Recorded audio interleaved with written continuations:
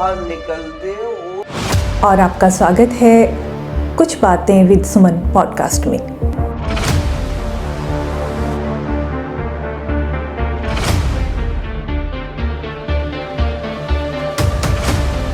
अपने शिक्षा पॉलिसी में लागू किया कि अध्यापक को मित्रवत होना चाहिए। मैं इसके पक्ष में नहीं हूं कहीं ना।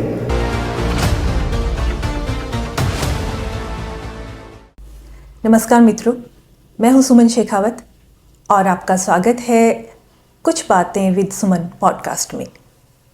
साथियों, स्वाध्याय की अगर हम बात करें तो स्वाध्याय का उल्लेख हमारे प्राचीन ग्रंथों में भी हुआ है और आज के प्रतियोगिता के युग में तो इसका महत्व और भी बढ़ गया है। विद्यार्थियों के लिए स्वाध्याय बहुत महत्वपूर्ण है, लेकिन इसके लिए ज़रूरी है कि उनको एक अच्छा शिक्षक और मार्गदर्शक मिले जो कि उनकी शंकाओं का समाधान कर सके और स्वाध्याय में उनकी रुचि पैदा कर सके। आज ऐसे ही एक शिक्षक हमारे साथ हैं जिनके मार्गदर्शन में हजारों विद्यार्थियों ने विभिन्न क्षेत्रों में सफलता प्राप्त की है, प्रतियोगी परीक्षाओं में सफलता प्राप्त की है। आप हैं शेखावत सर, यानी श्री सुमेर सिंह जी शेखावत। सुमेर सिंह जी, हमारे पॉडकास्ट में आपका बहुत बहुत स्वागत है। धन्यवाद सुमन जी। जैसे कि हमने शुरुआत की तो पहला सवाल भी मेरा यही है कि स्वाध्याय का महत्व एक विद्यार्थी के लिए कितना है और इसे व्यवहारिक रूप में कैसे अपनाया जा सकता है। बिल्कुल, मैं इसी शब्द से अपनी बात स्टार्ट करना चाहूँगा। स्वाध्याय, अगर उसको हम ट्रांसलेट करें भाषा इंग्लिश में तो सेल्फ स्टडी जो है जी। मैं विद्यार्थी जीवन से इन चीज़ों को जोड़ना चाहूँगा क्योंकि मैं पूर्णतः ग्रामीण पृष्ठभूमि से आने वाला एक विद्यार्थी हूँ और जैसे ही सूरतगढ़ शहर में मेरा उच्च एजुकेशन के लिए आना हुआ, वो दौर रहा होगा 98 का दौर जो है। फिर मैंने मेरी एकेडमिक एजुकेशन को कंप्लीट किया और वर्ष 2006-07 में मैं प्रतियोगिता के दौर में घुसा अध्यापक बनने के लिए। तो उस समय आज का जो कोचिंग का माहौल जो देख रहे हैं कि एक मैं जिसको ये कह दूं कि कुछ उसके सकारात्मक पहलू भी और कुछ नकारात्मक भी पहलू है। नकारात्मकता में ये है कि कोचिंग का हवा इतना हो गया कि विद्यार्थी खुद जो चीजें कर सकता है वो भूलता जा रहा है। वो इतना कमजोर हो गया कि उसे लग रहा है कि नहीं, मैं नहीं कर सकता। कोई बहुत बड़ी नामचीन कोचिंग होगी और लाव लश्कर होगा, बहुत बड़ी फैकल्टी, वो ही कर सकती है। बाकी आप भी जानते हैं, मैं भी जानता हूँ, आखिर क्षमता किस में है? विद्यार्थी में, खुद में है। तो कहीं ना कहीं मैंने इन्हीं चीज़ों को जो खुद पे मैंने लागू की और उन्हीं चीज़ों के हिसाब से फिर मैंने जो एक शिक्षा के क्षेत्र में एक नई थीम जो है मैंने ये सोचा कि जो आनी चाहिए वो है विद्यार्थी अपनी शक्तियों को, क्षमताओं को समझे और सेल्फ स्टडी को बढ़ावा दे और स्वाध्याय करे, जिसमें अध्यापक, गुरुजनों का या सीनियर्स आपके जो है जिनका सिर्फ मार्गदर्शन हो सकता है। इसलिए मैं चाहूँगा कि हर विद्यार्थी, हर व्यक्ति, हर अभिभावक जो इसे परिचित हो स्वाध्याय से जो है जी। कुछ वर्ष पीछे लौटते हैं और जानना चाहेंगे कि आपका बचपन कहाँ पर गुजरा। आपको अगर याद हो कि पहला दिन आपके स्कूल का कैसा गुजरा, कहाँ पर गुजरा? जी सुमन जी, मैं बताना चाहूँगा आपको, अगर पूर्णतः शुरुआती दिन को देखूं तो शायद वो स्मृति में भी ना आए। और जैसे मैं पहले ही अपना परिचय देना चाहूँगा कि मैं कहाँ से रहने वाला हूँ। तो सूरत के बिल्कुल ही पास में एक गांव पड़ता है किशनपुरा जो है। और किशनपुरा क्या है कि सेम ग्रस्त और उससे नष्ट होने वाले प्रारंभिक गाँवों में से एक गाँव है जो कहीं ना कहीं मुझे ऐसा थोड़ा बुजुर्गों से पता चलता है कि 75 से लेकर और 78 के बीच में जो है ये गांव सेम से नष्ट हो गया। तो उसका दोष इतना बुरा साबित हुआ कि आने वाली 1-2 पीढ़ियां हम जो है मूलभूत एजुकेशन से जो है हम दूर हो गए जो है। वर्तमान में आरटी जो है एक शिक्षा का अधिकार जो है, तो हमारा तो अधिकार ही उस समय एक तरीके से छिन गया जी। तो उससे हमारा एक बड़ा वर्ग जो मैं कहूँगा गांव का जो है कि एक पीढ़ी के मेरे साथ के साथी है जो मुझसे भी बहुत आगे प्रतिभावान थे, परंतु वो आगे नहीं निकल पाए। सुमेर से जैसे बहुत लोग बन सकते थे मेरे गांव से जो है, मुझसे भी आगे जा सकते थे, पर वो मेन शिक्षा का ढांचा ध्वस्त हो गया जी। शुरुआती मैं बताऊं तो हम लोग जो है वो खेत में ढाणी में रहते थे और मुझे आज भी याद आता है कि हमारे घर से शायद 3 किलोमीटर की दूरी पे एक विद्यालय जो कि कच्चे से मकान में चला करता था, एक अध्यापक ऐसे जिनका नाम रहा होगा मेरी स्मृति में कि सीताराम जी करके नाम था उनका, और वहाँ से मैंने फर्स्ट या सेकंड की जो है कै ख लिखना स्टार्ट किया। और उसके बाद में यानी हर साल अध्यापक बदलते रहते थे कि जैसे ही एक सत्र बीता, बाद में एक सेशन कंप्लीट हुआ, फिर वापस वो अध्यापक चले गए, क्योंकि गांव वाले यानी ढाणी वाले, गांव वाले नहीं कहना चाहूँगा, जो अनुबंध करते थे वो उतना ही करते थे कि एक सत्र के लिए बच्चों को पढ़ाना है। जी, जी, जी। और जैसा अपने आज विद्यालयों में देख रहे हैं कि बैठने की व्यवस्था ऐसा कुछ भी नहीं था। एक कमरा जिसमें 10-20 बच्चे हर क्लास के बैठते थे। घर से हम हमारी वो धरी पट्टी या जिसको कहते हैं यूरिया वाला थैला लेके जाते थे, झाड़ के उसको बिछाते। तो इस प्रकार की जो है वो कड़ी रहती थी। और जहाँ तक मुझे याद है कि 3rd क्लास जो है फिर एक रामेश्वर जी करके एक स्वामी जो थे अध्यापक, उनके पास मैंने कंप्लीट की, जो वर्तमान में शायद मुंबई में रेलवे में कुछ जॉब भी कर रहे हैं। बहुत सालों से मेरी कभी बात नहीं हुई उनसे, पर मुझे इतना ही पता है। 4th क्लास जो है मैंने उत्तीर्ण की। अनिल जी करके सर होते थे, अनिल जी छिंपा, साथ में वो सिलाई का कार्य करते थे और साथ में 1 से लेकर 8 तक के बच्चों को पढ़ाते भी थे। 4th तक एजुकेशन कंप्लीट हुई जैसे तैसे भी। तो मुझे ऐसे नजर आता है कि उसके बाद में मेरे लिए एक टर्निंग पॉइंट साबित हुआ। मेरे बड़े बाबा साहब श्री इंद्र सिंह जी शेखावत, जो RCP में जॉब करते थे, सूरतगढ़ के पास में बिरदवाल हेड, वहाँ रहते थे। वो जैसे उनका घर आना हुआ, उन्होंने बोला कि है ना, सुमेर की पढ़ाई ठीक नहीं चल रही, अगर इसका मन लग जाए तो मैं अपने पास इसको ले जाऊं।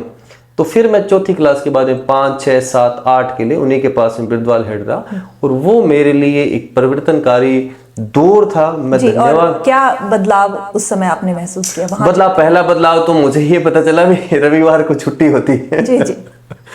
क्योंकि उससे पहले हमने कोई हर दिन हमारे लिए 30 दिन स्कूल लगता था। फिर ऐसे पता चला कि रविवार को छुट्टी हो रही है, कोई पर्व आ रहा है तो छुट्टी हो रही है। स्कूल के लिए टाइमिंग होती है, एक स्कूल 7:30 लगता है, फिर 40 मिनट बाद में क्लास चेंज होती है। एक विषय के लिए एक पर्टिकुलर एक टीचर होता है, वो पर्टिकुलर काम देगा। ये सब चीजें मतलब मूल विद्यालय मैंने समझा तो वहीं समझा। जी, जी, जी। और बचपन में आप किस तरह के बच्चे थे? शरारत किया करते थे? शरारती तो मैं था, बिल्कुल खूब ज्यादा था, पर ऐसी शरारतें नहीं थी कि जो किसी को भाई ना, ऐसी प्रकार की शरारतें नहीं। बाकी मैं तो ये मानता हूँ, मैं तो आज भी मेरे स्कूल में जो है ना गार्जियन आते हैं, वो कहते हैं बच्चे ने शरारत की। मैं क्यों नहीं, बाल्य अवस्था शरारत का एक पड़ाव है। उस समय बच्चों ने करनी भी चाहिए, कि मैं मानूंगा उनके शारीरिक और बौद्धिक डेवलपमेंट के लिए जरूरी भी है, मतलब होनी भी चाहिए शरारत। जी, और आज के समय में हम देख रहे हैं कि बच्चों ने बाहर जाकर खेलना एक तरह से बंद ही कर दिया, एक ऑनलाइन गेमिंग में वो फंस गए हैं। जी, जी। तो उस समय किस तरह के खेल आप खेला करते थे? देखो, पर्टिकुलर मैं ऐसा कहूँ कि किसी प्रकार के कोई एक खेल में रुचि, मैं मेरी कमी बता दूं कि गेम को लेके मैं इतना सा जो है वो ज़्यादा नहीं था उनके प्रति अट्रैक्ट। उसका एक मूल कारण भी वीडियो के माध्यम से कहना चाहूँगा, स्वीकार कर रहा हूँ इस बात को, कि मुझे पराजय स्वीकार नहीं होती थी। सच्ची बात है कि हारना, मतलब खेल खेल रहे या तो मेरी जीत होनी चाहिए। तो ऐसा हुआ कि हार और जीत तो एक खेल का पार्ट है। अभी आपने जिक्र किया कि आपको पराजय स्वीकार नहीं थी, तो अब उस पर आपके क्या विचार रहते हैं? इतने सालों में कुछ वैचारिक जो परिवर्तन तो आते ही हैं। देखो, मूल भाव होता है ना इंसान का, वो उसे वो छोड़ नहीं पाता। हाँ, उसको थोड़ा सा मॉडिफाइड कर सकता है। तो मैंने मॉडिफाइड किया है उसको, कि अगर पराजय मिल रही है तो उसको स्वीकारें और उसकी कमियों पे विश्लेषण करें कि ये पराजय मुझे क्यों मिली। प्रतियोगिता के दौर से मैं अभ्यर्थियों से जोड़ना चाहूँगा कि हम कंपटीशन के दौर में काम कर रहे हैं, यानी मैंने भी काम किया, तो हो सकता है मैंने भी असफलताएं देखी, तो उनके मैंने कारण नोट किए भी, ये असफलताएं मुझे क्यों मिली। और सब बच्चों को भी मैं ये कहना चाहूँगा कि पराजय जीवन का एक पड़ाव है, हार और जीत। और जीत कम मिलती है, हार ज़्यादा मिलती है। हार हमें सिखाती है, तो वो हार के कारण आप जरूर लिखें और नोट करें। जी, आपने शिक्षक बनने का सबसे पहले कब सोचा, किससे प्रेरणा मिली? सुमन जी, ये क्वेश्चन अपना थोड़ा सा लंबा जाएगा और मैं इस पर चर्चा भी करना चाहूँगा। वो आज के परिप्रेक्ष्य में इसको जोड़ना चाहूँगा कि आज घर में बच्चा जन्म नहीं लेता, उससे पहले माता पिता डिसाइड कर देते हैं कि मेरा बच्चा ये बनेगा। मैं इसके पक्ष में नहीं हूँ, मैं मेरे बच्चों पे भी लागू नहीं करता इस बात को। मैं ये कहता हूँ कि आप मेहनत कीजिए, है ना, और सही दिशा में कीजिए, जो मिलना है वो मिल जाएगा अपने आप से। कक्षा 8 तक मैंने ये कुछ भी डिसाइड नहीं किया कि मुझे क्या बनना है। आजकल तो 8 का बच्चा ये सोच लेता है मुझे डॉक्टर बनना है, इंजीनियर बनना है, ये बनना नहीं। पिताजी का ये कहना था कि जब तक मन करे, उस बात में भी एक बड़ी बात छुपी हुई है हर गार्जियन के। तो उन्होंने कहा जो करना है मन लगे, मतलब अच्छे से कर पाओ तब तक करो, मन नहीं हो पढ़ने का उस दिन घर आ जाओ, हम आपको काम सौंप देंगे। क्या सौंपेंगे? जो वो जानते थे, मतलब वो कृषि कार्य है कि एक ट्रैक्टर भाई के पास में था, एक तेरे को दिलवा देंगे, खेती बाड़ी करो, इस काम को आगे बढ़ाओ। तो मैं आज के बच्चों को भी कहना चाहूँगा कि गार्जियन की ये बात बहुत अच्छी है कि उन्होंने किसी विश्वास से बच्चे को सूरतगढ़ भेज दिया, जयपुर, अजमेर, कहीं कोटा भेज दिया, 500 किलोमीटर 600 किलोमीटर, तो वो उसी भाव से भेज देंगे। जब तक काम करना मन लगे तब तक पढ़ाओ। हाँ, माता पिता को अंधेरे में मत रखो, मतलब बिल्कुल उनको झुठलाओ, मतलब कि नहीं नहीं नहीं मैं बहुत अच्छा कर रहा हूँ। उनकी एक लाइन थी, मन करे तब तक पढ़, हमारे दबाव से मत पढ़ना, जिस दिन मन नहीं करे घर आ जाना। तो फिर 8th पास हो गए तो ऐसा था कि सूरतगढ़ जाएंगे, मतलब सूरतगढ़ जाना हो, वहाँ एक राठी स्कूल है, Seth Ramdayal Rathi senior higher secondary school जो है, और वहाँ जाना है। वैसे एक ललक थी कि वहाँ जाना है, वहाँ क्यों जाना है, किस लिए जाना है वो नहीं, बस उसमें एडमिशन लेना है मतलब। और जब एडमिशन के लिए वहाँ गया तो एक व्यक्ति को, मतलब एक ओजपूर्ण चेहरे के साथ में, है ना, जिसकी आंखों में एक अलग ही ललक थी, श्री गोविंद सिंह जी जोधा, उन व्यक्ति तक उससे मिलना हुआ और वो छाप आज भी मेरे जीवन में है। अभी 5 सितंबर को सर से मैं सुबह सुबह जाके आशीर्वाद भी लेके आया, उनके स्वास्थ्य का भी पूछ के आया। 9th कंप्लीट हो गई, ऐसे ऐसे करते करते फिर ग्रेजुएशन कंप्लीट। ग्रेजुएशन का अंतिम साल जो था उस समय मेरे एक मित्र हैं और उन्होंने देवीलाल राजपुरोहित, जो कि रत्तासर गांव के रहने वाले, उन्होंने कहा कि अपने प्री बीएड का पीटीटी का एग्जाम देंगे। तो मैंने कहा भाई ये क्या चीज है जी। तो इससे है कि जब जागे तभी सवेरा, मतलब जरूरी नहीं कि आप पहले से प्लान कर रहे हो तो ही सफल होंगे। तत्काल आपने सुना, पर सुनने के बाद में जब आप उस पे एकाग्र हो गए कि हाँ बस मुझे ये करना ही है, ये बहुत जरूरी है। उन्होंने कहा पीटीटी, तो मैंने समझा में क्या है कि मास्टर बनेंगे। तो एक बाल स्वभाव में होता है ना कि बाल स्वभाव के निर्णय भी ऐसे होते हैं कि उन पे अटल रहना कुछ जरूरी नहीं है। समय के साथ आप अपने भी निर्णयों में बदलाव, जैसे ओशो ने ये बात कही है ना कि मैं हर साल अपनी बात से पलट जाता हूँ। तो लोग आलोचक भी, यार फिर क्या आदमी हो आप, हर साल अपनी बात से पलट जाते हो।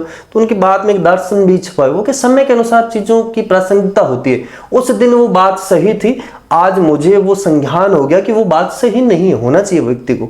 मुझे था कि पुलिस बनूंगा, मैं फौजी बनूंगा। हमारे परिवेश में होते हैं, बच्चे को पहले ही अपने ड्रेस फौजी की ला के देते। तो मुझे ऐसा था कि पुलिसिंग में जाएंगे, बड़ी जोरदार नौकरी होती है ना। फिर उन्होंने कहा कि नहीं अध्यापक, उसी दिन से, यानी कि ये होगा दिसंबर 2005 का दौर जो है, जिस दिन मैंने ऐसा सोचा कि नहीं अब अपने क्या करेंगे, पीटीटी का एग्जाम देंगे। अब अध्यापक बनना बाद की बात था, मेरे लिए था उस एग्जाम को पास करना। मतलब सुमेर सिंह जी, आपके शिक्षक बनने का जो सफ़र है वो हमने जाना जी। और अब हम ये जानना चाहते हैं कि आप जो मार्गदर्शन कर रहे हैं विद्यार्थियों का विभिन्न प्रतियोगी परीक्षाओं के लिए, तो ये विचार आपके मन में कब आया? शुरुआती दौर से मैंने कोई ऐसा सोचा नहीं कि मैं आगे सेलेक्ट होने के बाद में जो है वो इस प्रकार की फील्ड में जाऊंगा और ऐसा कार्य करवाऊंगा। पर ये शुरुआत जो है वो है स्कूल व्याख्याता भर्ती परीक्षा 2015-16 में। 15-16 के दौर में ऐसा था कि मेरी पहली सर्विस जो है वो 2009 की है, बतौर ग्रेड 3 अध्यापक जो है। उसके बाद में वरिष्ठ अध्यापक विषय हिंदी। इन दोनों भर्ती परीक्षाओं में जिन गुरुजनों से मैंने मार्गदर्शन लिया, चंदूराम जी सेठी पहले राठी स्कूल में और वरिष्ठ अध्यापक विषय हिंदी, बाद में हिस्ट्री से लेक्चर रहे, अभी उदयपुर प्रिंसिपल है। तो हर एक कार्य के लिए, जैसे मार्गदर्शन के लिए मैं जाता रहा, प्रॉपर एक क्लासरूम में बैठ के ऐसी पढ़ाई कहीं भी नहीं की। जब मैं सेकंड ग्रेड था तब मैंने एक समस्या को फेस किया कि अब पढ़ाई में नियमितता नहीं बनेगी, जिम्मेदारियां काफी आ गई आयु के साथ में, जॉब के साथ में। तो मैं कहा नियमितता मिल जाए, तब मैंने श्री प्रवीण जी भाटिया सर को ज्वाइन किया मार्च 2015 में। तो सर जब भी क्लास में आते पूछते कि आश्रम जो है वो विद्यार्थियों के सहयोग से चलता है, यहीं से ये गुरुकुल पे है, यहीं से विद्यार्थी सिलेक्ट होगा और फिर आगे जो है वो कार्य करवाएगा, तब चीजें आगे बढ़ेगी। तो कि कौन कौन ऐसा करेगा, तो मैं हाथ खड़ा करता था पर भी, मैं सर ये करवाऊंगा, आपको सहयोग करूंगा। जैसे परिणाम आया, अक्टूबर 2016 की बात रही होगी, और मैंने घर से फोन किया ढाणी से कि सर सिलेक्शन हो गया। तत्काल सर के पास में आया और शाम को 7:30 में कि सर अब आप मुझे दायित्व सौंपिए। और सर ने मुझे दायित्व सौंपा और फिर मैंने थोड़ा थोड़ा आश्रम में जाके सेवाएं देनी स्टार्ट की। वहीं से मुझे ऐसा लगा कि ये बड़ा सुकून का कार्य है, सेवा का कार्य है, और यहाँ हम जिस राह से चल के आए उसी राह पे बच्चों को और आगे मार्गदर्शित कर सकते हैं। जी, एक ख़ास समस्या जो है वो आजकल सामने आ रही है, वो ये है कि आप तो शिक्षक हैं, आप बता सकते हैं इसको बहुत अच्छे ढंग से, कि जो विद्यार्थी हैं वो क्लास में परफॉर्मेंस उनकी अच्छी होती है, लेकिन जो प्रश्न पत्र हल करते हैं वहाँ पर वो भूल जाते हैं, कंफ्यूज हो जाते हैं। तो ये समस्या क्यों है और इसका आप समाधान क्या बताते हैं? सुमन जी, मैं ये मानूंगा परीक्षा, वर्तमान प्रतियोगिता परीक्षा को अपने 2 पड़ाव में देख सकते हैं। एक पड़ाव में कि परीक्षा कक्ष से बाहर आप कैसे हैं, और जब वास्तविक रूप से आप उतरेंगे तब कैसे? आज के दिन ही जो है द्वितीय श्रेणी अध्यापक भर्ती परीक्षा का पेपर हो रहा है, तो रात को मैंने एक आलेख लिख के जो है सोशल मीडिया पे डाला बच्चों के लिए। मैंने कहा कि ये जो एग्जाम जो है ना, वो ये नहीं कि आपने 2 साल 1 साल 6 महीने तक क्या पढ़ा, परीक्षा कक्ष का माहौल ही कुछ अलग है। वहां सबसे बड़ी बात जो है ना वो है धैर्य की। अक्सर क्या होता है कि बच्चा पेपर को देखते उसे उम्मीदें ज्यादा हो जाती है, उसे नौकरी में वो सब कुछ सोचता है कि नौकरी से वो अपने माता पिता की उम्मीदों को देखते हैं, नौकरी से छोटे बहन भाई की पढ़ाई को देखते हैं, नौकरी से वो ये भी सोचता होगा कि मेरी पढ़ाई के लिए माता पिता ने कितना कर्ज लिया है, वो कर्ज कैसे, तो बहुत उम्मीदें हैं उसकी। और जब आदमी को उम्मीद ज्यादा होती है तो वो इतनी उम्मीदें उसको डरा देती है। प्रश्न पत्र में प्रश्न को हल करते समय उसे वो डर आते हैं। तो बच्चे उन चीजों को परीक्षा कक्ष में सिर्फ प्रश्न पत्र पे ध्यान रखें, सावधानी रखें, एक एक लाइन को बड़े गौर से पढ़े, और अगर उस तरीके से वो करेंगे तो प्रश्न पत्र को काफी ज्यादा अच्छा कर पाएंगे। जी, सफलता का पैमाना सरकारी नौकरी ही मानी जाती है, आप क्या कहते हैं? वर्तमान दौर ने ऐसा बना दिया, पर मैं इसके पक्ष में नहीं हूं बिल्कुल भी। मैं ये कहूं कि हम परिवार में जो है ना वो 9 भाई हैं, मतलब बाबू सा के काकू सा के बेटे 9 में सेवा वाले हम 3 लोग हैं। एक भाई साहब आरएससी में, एक भाई साहब इंडियन पोस्ट ऑफिस में, एक मैं हूं। बाकी वाले जो 6 भाई है ना वो अपना काम संभालते और किसी भी दौर में मुझसे पीछे नहीं है, किसी भी तरीके से जो अपनी अपनी फील्ड में बहुत अच्छे है और सोसाइटी में अच्छा उनका नाम है। तो ऐसा मैं पेरेंट्स से भी कहना चाहूंगा, बच्चों से भी कहना चाहूंगा कि आप सरकारी नौकरी को सब कुछ मत बनाए। आप में प्रतिभा तो आप किसी भी फील्ड में अच्छा कर सकते हैं। जी, आपको कोई ऐसा विद्यार्थी, अपना कोई स्टूडेंट याद आता है कि जो बहुत बुरी हालत में आया हो और उसके बाद में एक सफलता प्राप्त कर ली हो? मैं बुरी हालत तो ऐसे नहीं कहूंगा, पर मैं ऐसे उदाहरण जो है जो समाज के सामने एक बहुत बड़े आइकन के रूप में प्रस्तुत हो कि आप जिस क्षेत्र में जाना चाहें और आप वर्तमान में मतलब जिस तरीके से अपने देखें कि आर्थिक रूप से समृद्ध ना हो। तो मेरे एक विद्यार्थी हैं, उनका इंटरव्यू भी है मेरे जो YouTube चैनल के ऊपर जो है, पवन जी लूना, यहीं पास में संगर गांव है, वहाँ के। तो पवन जी ने खुद ये बातें शेयर की, मुझे उन बातों का ध्यान में नहीं है कि वो तो उन्होंने कहा कि सर जब मैंने पढ़ाई स्टार्ट की तो उस दौर में ऐसा था कि पढ़ने के लिए, पढ़ाई को लगातार रखने के लिए मैंने मजदूरी भी करनी पड़ी और गुल्फियाँ भी मैंने बेची है कि, और बाद में वो मुझसे लगातार 2 साल जुड़े रहे और वर्तमान में वो एज ए स्कूल व्याख्याता इतिहास के रूप में पद पे कार्यरत है। जी, तो ये जो हमारे जो व्यूअर्स हैं, जो हमारे विद्यार्थी हैं, उनके लिए एक प्रेरणास्पद बात है। हाँ, अगर मन में आपके ठान लिया कि मुझे ये करना है तो आर्थिक समस्याएं जो है या सोर्स है बड़ा मायना नहीं रखेंगे। जी, लड़कियों को कितना सपोर्ट मिलता है परिवार की तरफ से? देखो, मैं ये मानूं कि एक अभिभावक के रूप में देखूं, जो मैंने महसूस की, कोई चीजें आप कब महसूस कर सकते हैं जब आप उस अवस्था में हो, है ना। जब मैं पिता बना, मेरे बच्चे हैं, तब मुझे ऐसा लग रहा है कि कोई भी माता पिता अपने बच्चों में भेद नहीं करता। ये समाज का मन गढ़ंत ऐसा बना दिया है कि बेटी को मौका नहीं दिया जाता, बेटे को मौका दिया जाता है। वो भाव या खुशी उनकी सफलता में एक जैसे से ही होते हैं। सुमेर सिंह जी, अगर हम कुछ आंकड़े आपसे जानना चाहें, अगर आप बताना चाहें, तो कितने विद्यार्थी होंगे जो प्रतियोगी परीक्षाओं में सफल हुए हैं आपके निर्देश, आपके मार्गदर्शन में अब तक? सुमन जी, एक स्थायी आंकड़ा तो मैं नहीं कहूँगा। मैंने लगभग स्कूल व्याख्याता इतिहास जो है, मुख्यतः मैं उसी बैच को जो रन करता हूँ, बाकी का काम टीम करती है। स्कूल व्याख्याता इतिहास के अंदर मैंने लगभग 3 बैच कंप्लीट की हैं। प्रथम बैच की बात करूं तो जब राजस्थान में लगभग 600 सीटें थी, उन 600 सीटों के अंदर जो है हम लोगों ने 85 के आसपास संख्याओं को टच किया, और जिसमें से टॉप 100 में से 25 विद्यार्थी कहीं ना कहीं वो थे जिनसे मैं जुड़ा हुआ था। उसके बाद में एक भर्ती परीक्षा आई जिसमें पदों की संख्या 800 थी, और उसमें लास्ट वैकेंसी है। लास्ट वैकेंसी में उसमें जो टॉपर रहे, 1 नंबर स्थान जो रहा आरपीसी में श्री भवानी भूषण सारन, जो कि लालगढ़ केरा चक के हैं, और तो उन्होंने पहली रैंक हासिल की। वो भी हमारे संस्थान से जो जुड़े हुए हैं, जिसमें हमने लगभग 75 के आसपास सिलेक्शन दी।